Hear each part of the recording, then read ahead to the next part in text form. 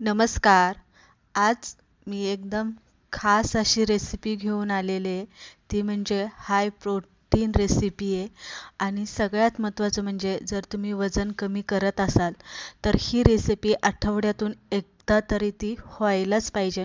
कारण काय होतं, आपण जेव्हा वजन कमी करतो, तेव्हा खाण्याचे आपले पथ्य पाळत असतो.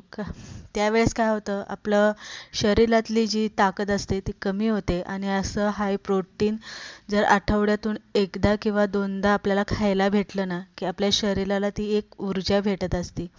तर आज आपण मोड आलेल्या मुगांचा डोसा कसा बनवायचा कुरकुरीत, ही रेसिपी मी तुमच्याबरोबर शेअर करणार आहे.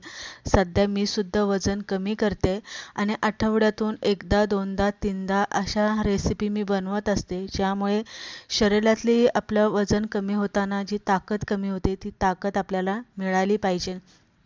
त्यासाठी 1 वाटी मोड आलेले मूग मी इथे घेतलेले. आता मोड आलेले मूग कसे घ्यायचे, तर एक दिवस सकाळचं मूग भिजत घातलं की संध्याकाळी ते निथळून घ्यायचं, एखाद्या कपड्यामध्ये बांधून ठेवायचं. रात्रभर त्याला छान असे मोड येतात.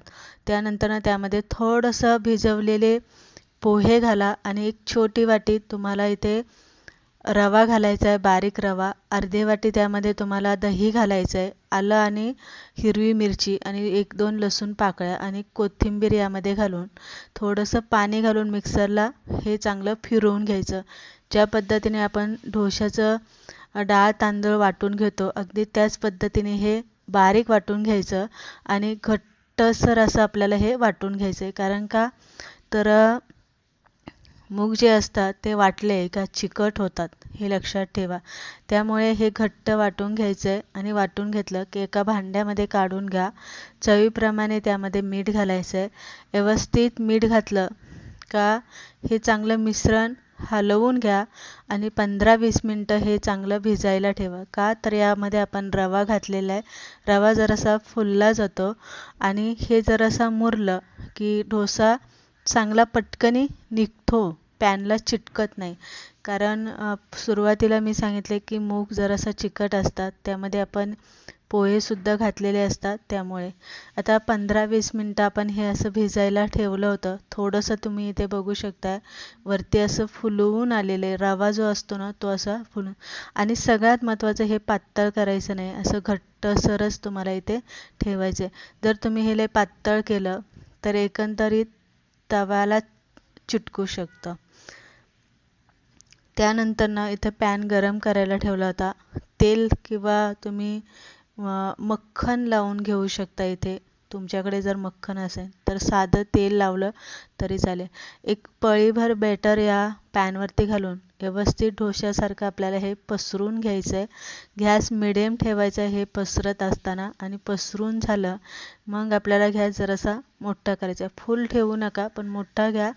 2 मिनटं तरी मिडियम गॅसवरती याला चांगलं भाजून द्या. हे जरासं काय असतं, हे डाळ तांदळाचा जो डोसा असतो तो पटकन असा कुरकुरीत भाजला जातो, पण मुगाचा जो डोसा असतो ना, तो पटकन असा कुरकुरीत भाजला जात नाही. त्यामध्ये नरम सॉफ्टपणा खूप असतो, हे लक्षात घ्या. त्यामुळे थोडा वेळ भाजायला जास्त लागतो. त्यानंतर वरच्या साईडने तेल लावून घेतलेलं आहे, उलटा केलेला आहे. दोन्ही बाजूने चांगला भाजून घ्यायचा आणि मग तुम्ही तो इथे नारळाची चटणी म्हणा किंवा एखादी कोणती भाजी असेल तर त्याबरोबर म्हणा किंवा बटाट्याची थोडीशी भाजी तुम्ही इथे बनवून हा डोसा खाऊ शकता. संध्याकाळचा हा नाश्ता तुम्ही इथे बनवू शकता. हेल्दी आहे आणि काय असतं, हाय प्रोटीन असल्यामुळे काय होतं, 2 जरी आपण हे डोसे खाल्ले ना तरी लगेच आपलं पोट भरतं, हे लक्षात ठेवा. त्यामुळे शक्यतो काय आहे ना, रात्रीचाच हा नाश्ता किंवा रात्रीच्या जेवणामध्ये तुम्ही हा पदार्थ वापरू शकता. हाय प्रोटीन आहे.